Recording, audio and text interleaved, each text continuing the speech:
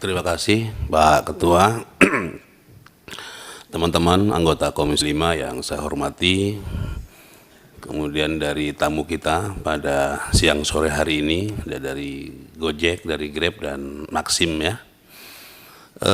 Saya ucapkan terima kasih atas kehadirannya, karena pada hari-hari ini kami di Komisi 5 ini sedang mengumpulkan bahan terhadap berbagai permasalahan yang kita hadapi sekarang ini, terutama ini keselamatan di jalan raya. Jadi penting datangnya Bapak Ibu sekalian datang ke Komisi 5 ini adalah kita ingin diberi masukan. Ketika kita akan membahas sebuah undang-undang ya tahun 2009, Undang-Undang Nomor 22 tahun 2009, ini kira-kira persis setelah undang-undang ini lahir, muncullah aplikasi-aplikasi ini. Kalau nggak salah 2010 ya mulai muncul Gojek ya. Gojek 2010 ya. 2015 ya. Oh, Uber ya 2010 itu ya. Jadi saya melihat selama belasan tahun teman-teman di industri ini gitu ya, entah tadi mendefinisikan namanya sebagai kemitraan ya atau hubungan industrial antara pekerja dan pemberi kerja misalnya, ini intinya belum terregulasi, belum terakomodir dalam sebuah aturan perundang-undangan di kita. Teman-teman hanya dilindungi oleh peraturan selevel menteri. Jadi kalau ditarik, ini nggak ada dasar hukumnya sebenarnya di dalam pranata peraturan perundang-undangan kita. Jadi Bapak Ibu sekalian, apa yang Bapak Ibu kerjakan dalam memfasilitasi rakyat kami gitu ya, rakyat kita ini, tentu kita berikan apresiasi. Tapi di satu sisi ini juga harus diregulasi dengan baik sehingga semuanya itu bisa terfasilitasi ya, terayomi.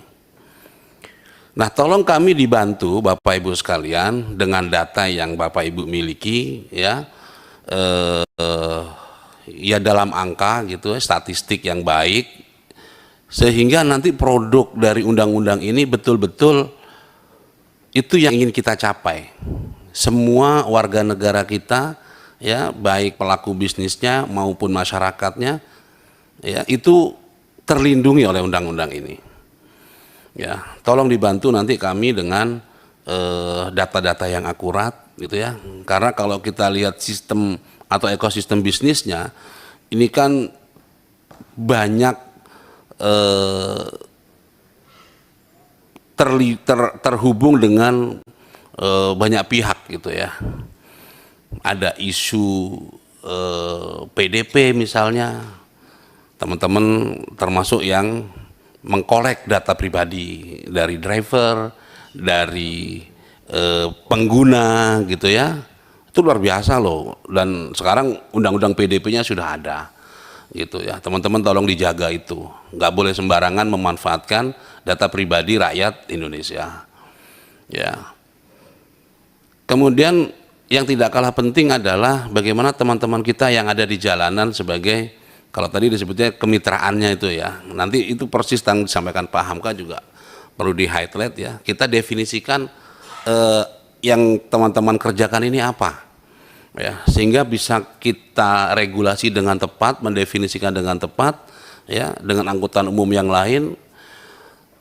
Terus terhadap kendaraan roda 2 yang ya jujur saja ya, cuman hanya peraturan setingkat menteri gitu ya, tidak ada cantolan hukumnya gitu.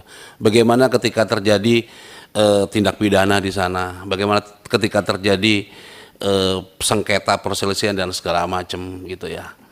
Jadi tolong kami dibantu supaya Undang-Undang 22 2009 yang akan kita revisi ini betul-betul mendapatkan masukan dari banyak sisi ya, sehingga ini bisa menjadi pegangan kita semua di transportasi, di keselamatan jalan raya.